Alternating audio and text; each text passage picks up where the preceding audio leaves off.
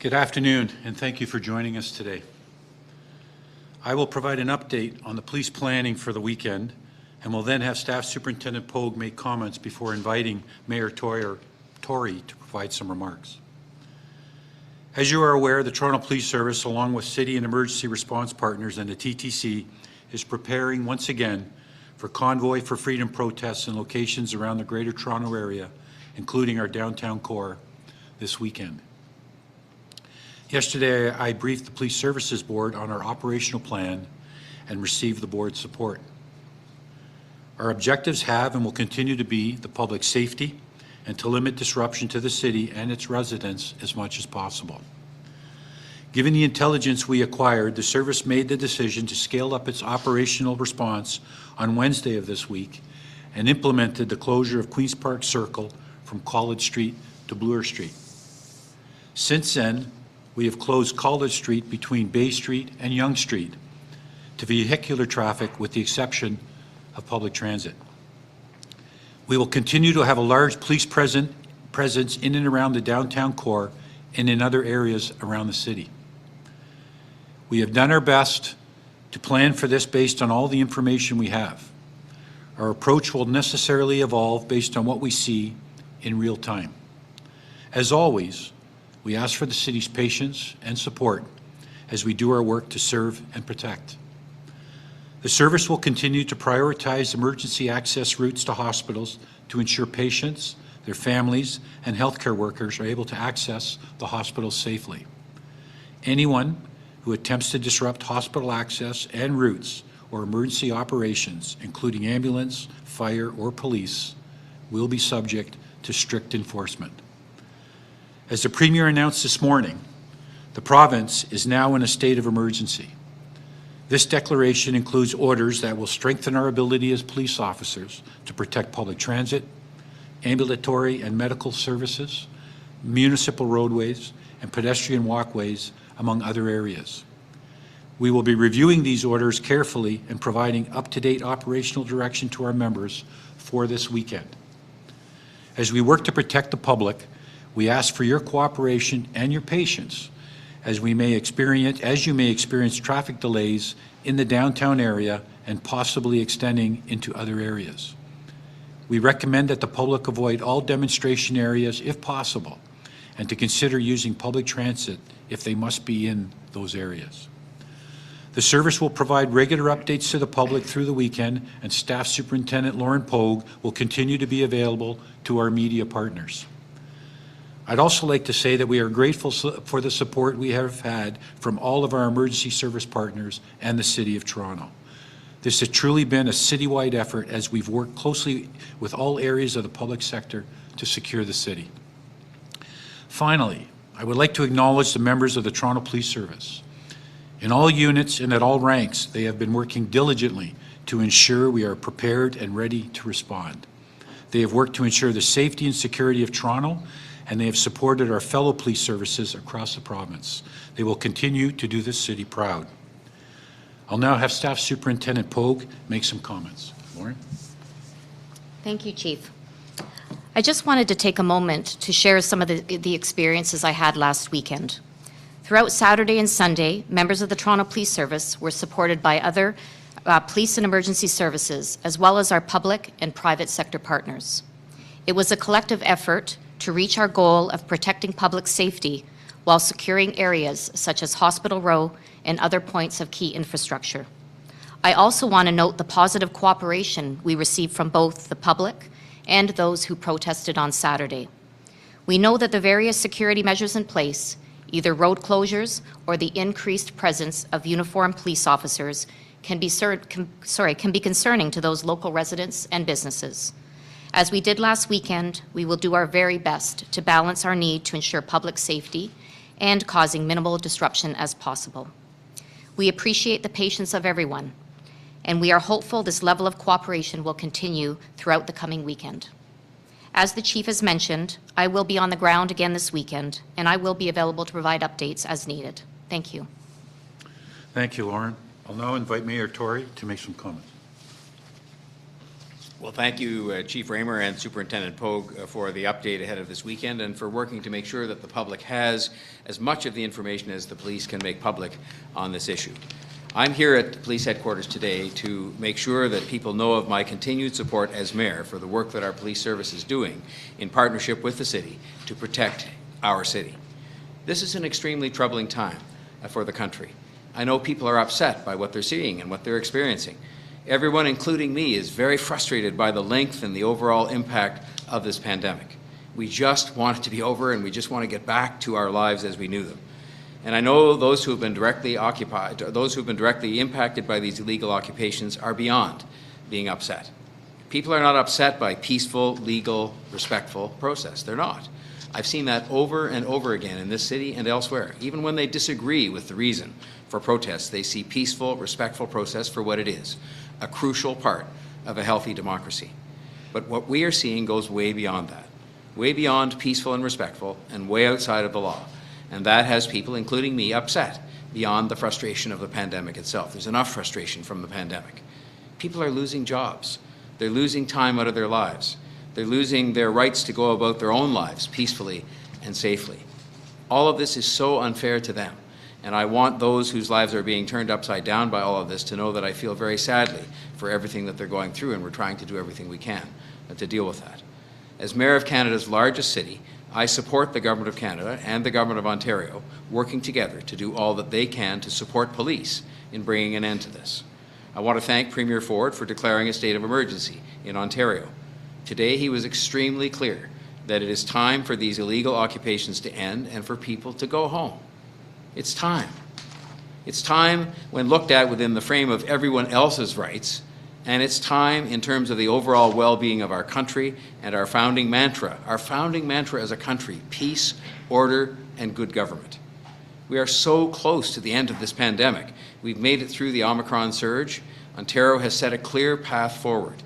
The province has stated that when public health restrictions will be over, they've stated when this will happen. There's a calendar, there's dates and times and places. And they'll be indicating at the same time when those temporary restrictions will come to an end. Because millions of people, including more than 2.5 million people right here in the City of Toronto, have done the right thing and got vaccinated. And that's why that timetable is going to be met. The people who got vaccinated are themselves the ones ending this pandemic, and I want to thank the vast majority of people who have done the right thing and who keep doing the right thing. Last weekend, Toronto Police worked carefully and capably, and I could use other adjectives in terms of their professionalism and their competence and their steadiness, to keep our residents in this City of Toronto safe during the convoy protest. I am thankful for that good police work that happened under the capable leadership of Chief Raymer and all of his command, and for the fact that they kept the hospitals that surround Queen's Park safe, not just the hospitals, but all of our frontline healthcare workers and all of the patients and all of the people and neighborhoods who make up the 3 million people who live here. Those who showed up to protest were, by all accounts, almost all accounts, peaceful and respectful, and I'm thankful for that too. As I said last week, peaceful and respectful protest is how we do things here. Peaceful and respectful is just how we do things. Now, we anticipate, or we at least have to be ready for another protest this weekend. We deal with protests almost every weekend in this city, and that's not a complaint. Police have taken action as properly they should have to prepare for this weekend, and I continue to support the work they're doing and the efforts they will undertake to try to ensure that we have another peaceful and safe weekend in this city, and the city will provide every bit of support that it can in that regard. It is my continued hope, if people are determined to gather again to protest in Toronto, that a commitment to peaceful protest will be fully demonstrated.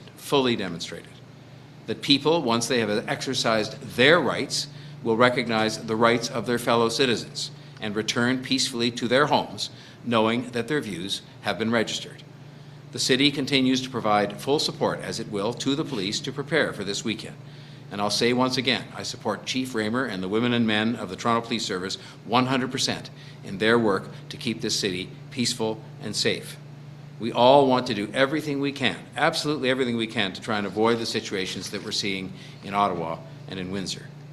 Two cities where I have stayed in touch with their mayors to offer support during very challenging times for them. We want everyone to be safe, and while elected officials can't direct the police, and properly so, I am here today to help to deliver a message loudly and clearly that illegal behavior or any actions that threaten public safety cannot be tolerated in the City of Toronto. Again, if you're planning to come here for a protest that is not peaceful and that is not respectful, I would urge you on behalf of all Toronto residents and businesses most sincerely to please just stay away from our city. And please reconsider that planned behavior, even if it is just out of respect for your fellow citizens, let alone respect for the rule of law. I know the road closures put in place are disruptive to some residents and businesses, though my experience last weekend was people in the City of Toronto understood that and they accepted the need for that. This is about public safety in general and protecting our hospitals and everyone who works there and every resident of the City of Toronto, including people who seek care in those hospitals. I want to again be absolutely clear that I support Toronto Police taking necessary action to prepare for protests with a focus on doing everything they can to protect the safety of Toronto residents and businesses and to minimize any disruptions to Toronto residents and businesses to the greatest possible extent. And I want to reiterate my firm beliefs that, and these are beliefs that I believe are shared by the vast majority of Toronto residents. People should not be blocked from receiving emergency care or any medical care, and hospital workers of all kinds should be able to freely and safely come and go from their workplaces. Businesses have every right to be open and not to be disrupted. Residents who live here should not have their ability to enjoy a safe and peaceful life unduly impacted. I know that we will get through this weekend again and the days to come. And I know that as a country, we will get through these incredibly challenging times. Once we do, I think it will be timely and very necessary to try to have a long, careful reflection on the polarization we're seeing in a country admired for its ability to work things through collectively, time after time, year after year. I want to thank Toronto residents and businesses for their continued patience and understanding. I know that that patience and understanding isn't endless. And I very much want to thank once again all of the police officers and city staff who are working to keep our city and all of its residents safe. We will get through this thanks to their hard work and dedication to duty. Our city is strong, it is understanding, it is peace-loving, and it is respectful. And may those qualities prevail at a very challenging time. Thank you, Chief. Thank you. We'll now take questions. So when you're called on, please unmute your mic at this time only, and please indicate who your question is for. So Chief James Raymer, Mayor John Tory, or Staff Superintendent Lauren Pogue. You'll have one question and a follow-up. Once you've asked your question, you'll be muted again. So first we have Chris Glover from CBC. Chris, do you have a question? Yes, I do. And this first one is for the chief, I believe. My question is, are police going solely off of social media posts, or have you guys actually spoken to organizers of this anticipated protest in Toronto? Because I just got off the phone with one of the people who identified himself as one of the Toronto area organizers of the original protest convoy. And he said that this anticipated Toronto protest actually has nothing to do with them, that those social media posts were spam or misdirects.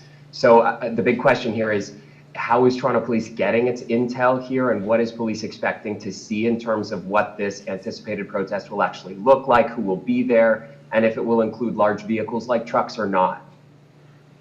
Well, thank you for the question. The first thing I will say is that our intelligence is not based merely on social media posts.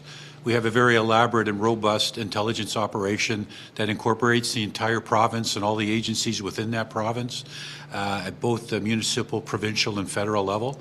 So our intelligence is actually quite robust.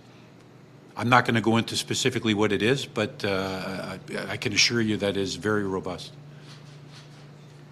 Thank you. And Chris, do you have a follow-up? Yeah, I do. This one is for the chief, and also Mayor Tory, if you could weigh in on this one as well. The question here is, what is an acceptable protest versus when is it time to step in? I mean, if protesters are trying to dig in and stay here like we've seen in Windsor and in Ottawa, what's the threshold or the timeline for when police and local authorities will step in and stop it? Well, perhaps I should start with that. What I will say to you is that we are here to preserve public safety and facilitate peaceful protest. And peaceful protest does not include vehicles jamming up the roadways. So We will facilitate any type of protest tomorrow, as we do week in and week out throughout the year, that people want to do that protest peacefully. But again, where I can tell you and that's why we've engaged in the activities we've had, or that we are doing and are currently doing, to not have the roadways and seats of government jammed up and occupied. So that's what we're attempting to stop and will not be tolerated. I'll just say that I think a lot of people, a lot of the time, have have a hard time understanding the difficulty that's involved in the discretion that is exercised by all police everywhere in carrying out their duties, because they precisely have to answer a question just like that, as to, when is enough too much. But I will say that I think when we see instances where, and I've talked a lot this week about the fact that there are many sets of rights that have to be taken into account here. Yes, there are the rights of people to peaceful and hopefully respectful protest, and the words peaceful and respectful are an important part of that. But those have to be, weighed against, and it's part of the difficulty that police have to engage in and day out.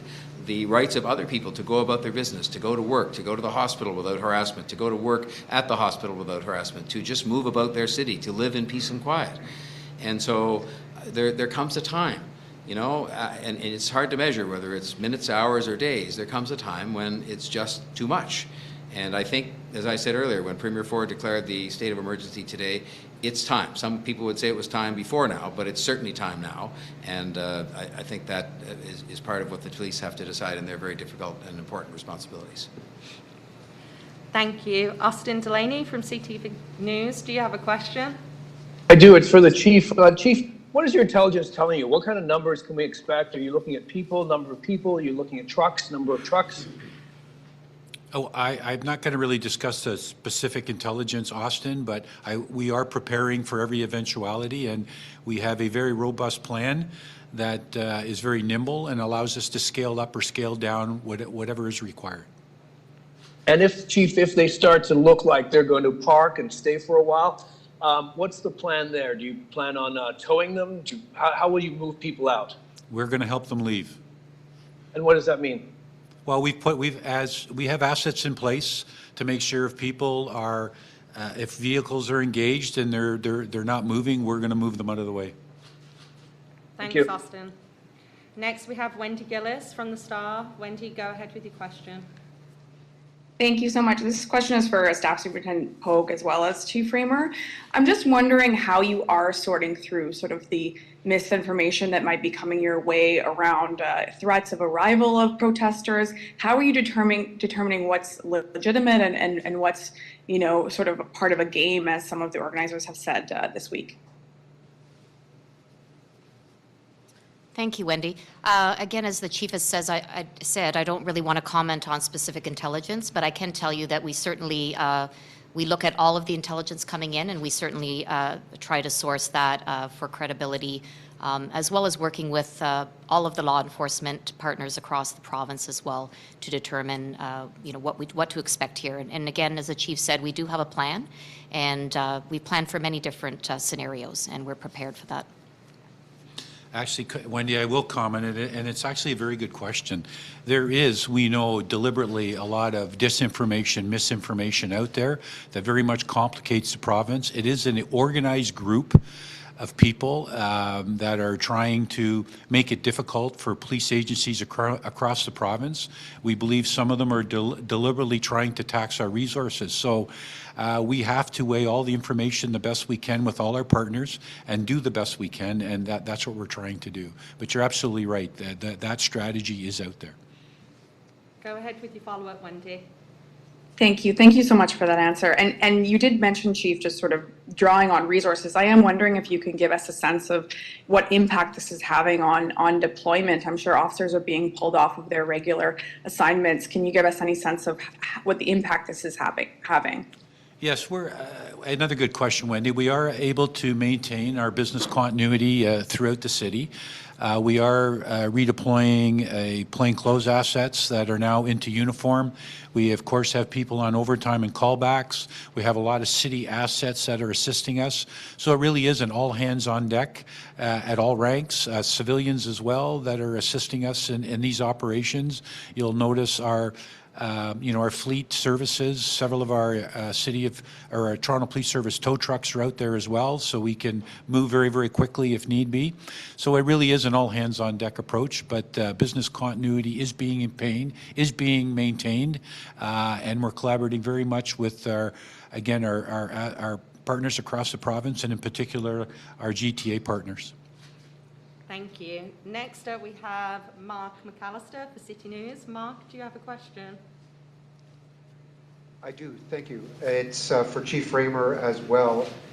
You have said basically you will simply move them if they get in your way. I'm just curious what that involves exactly. You had also said subject to enforcement. So what does enforcement mean? How do you move them out of the way? We have extremely well-trained public order personnel and commanders on the ground that will make those determinations as the situation develops. What I will say is that we are not going to allow encampments. That's priority one.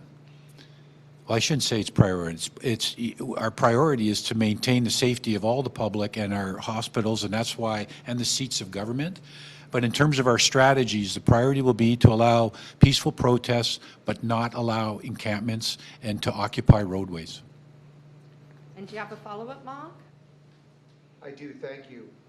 Aside from what has been done to close down the streets in and around Queen's Park, are you prepared for anything happening elsewhere in the city, and what exactly are you preparing for? We do have a perimeter that we will shut down if need be in the downtown core that is primarily looking at the Queen's Park and City Hall, of course, and some adjoining areas. And that will be our focus in the downtown core, to protect that area and to make sure it's not occupied. But again, even within that area, we will facilitate peaceful protest. Thank you. Next up, we have Mark Douglas from 680. Mark, do you have a question? Thank you, Connie. Question for Chief Raymer. We've heard some comments about the new state of emergency in Ontario. Do you expect the state of emergency and the crackdown measures that it allows will make for a reduced protest in Toronto this weekend, or could it possibly just make the convoy demonstrators mad and inflame the whole situation? I think it was an important decision. I'm pleased with the decision to enact the state of emergency. I mean, we're assessing the tools that have been given to us, and during the course of any demonstration or protest, we'll evaluate and determine whether any of them need to be implemented based on what is happening.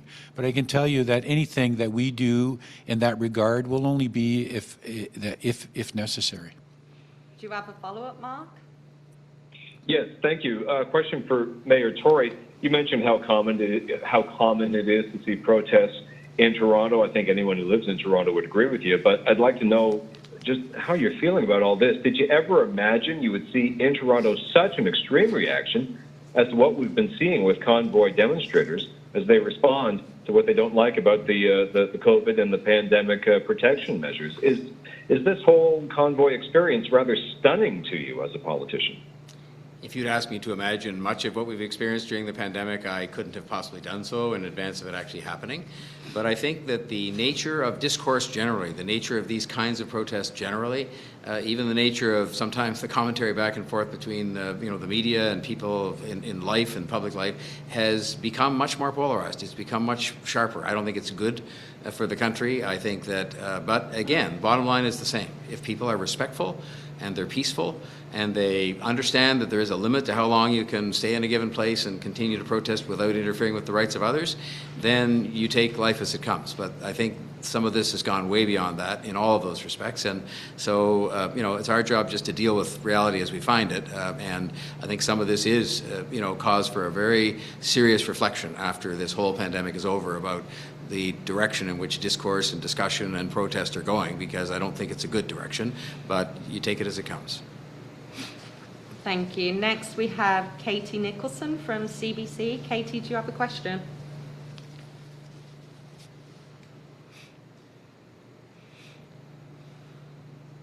Katie, if you have a question, please unmute yourself.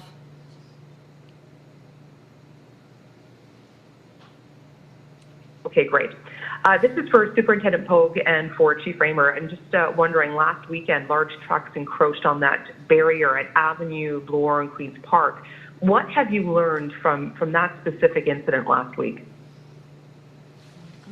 Go ahead. Well, we certainly are increasing the area of road closures. Again, we did have a number of trucks there and a number of protesters that descended on the area, but we were very clear that we weren't going to allow that to happen on a prolonged basis. So, as I mentioned last week, when when it was safe to do so for both the residents in the area and our police officers on the ground, we did move in and ask those protesters and truck drivers to leave. And we did receive cooperation. We did have heavy tows in the area if we were faced with any resistance, but we were able to clear the area, and that's why I've asked again this weekend to have that cooperation again. Thank you. And do you have a follow-up, Katie? Yeah, protesters were able to learn a lot from police last weekend in terms of what your mitigation efforts are. How do you plan for that, for any kind of counter-planning that protesters might have to sort of circumvent the barriers and the planning measures that you put in place? Good question, but I think I'll start with saying that we have better planners, and that's precisely what's involved. We have a very robust plan and some good people. So you asked about earlier about a learning point. Well, one of the things we learned about Avenue Road in Bloor is that we had small tourist police vehicles there, and there was a concern at one point in time that the large trucks were going to try to move them out of the way slightly so they could move further. Well, you'll see now that there are no small tourist vehicles parked at Avenue Road in Bloor, and that perimeter will expand. So yeah, we do learn things when we maybe try to decide what they are capable of or prepared to do. And so all of those things are taken into account into our planning. And I'll just emphasize again, it's very adaptable, it's very nimble, and I'm quite confident we're prepared for any eventuality. Thank you. Our final questions go to Scott Laurie of the Toronto Sun. Scott, do you have a question? Yes, I do. Thanks. Question for Chief Raymer. It's only been a few hours since state of emergency was declared by the Premier. What kind of discussions have you had about how that state of emergency will affect the response this weekend? Yeah, that's a good question. One of the first things we did was engage our legal team here in the service in the city to start examining precisely what the implications are of those changes and how we might use them if depending upon what we are confronted with. So those discussions are underway. Once we are satisfied with the information we receive, we will prepare that information in a form for our officers to understand and for our commanders to understand.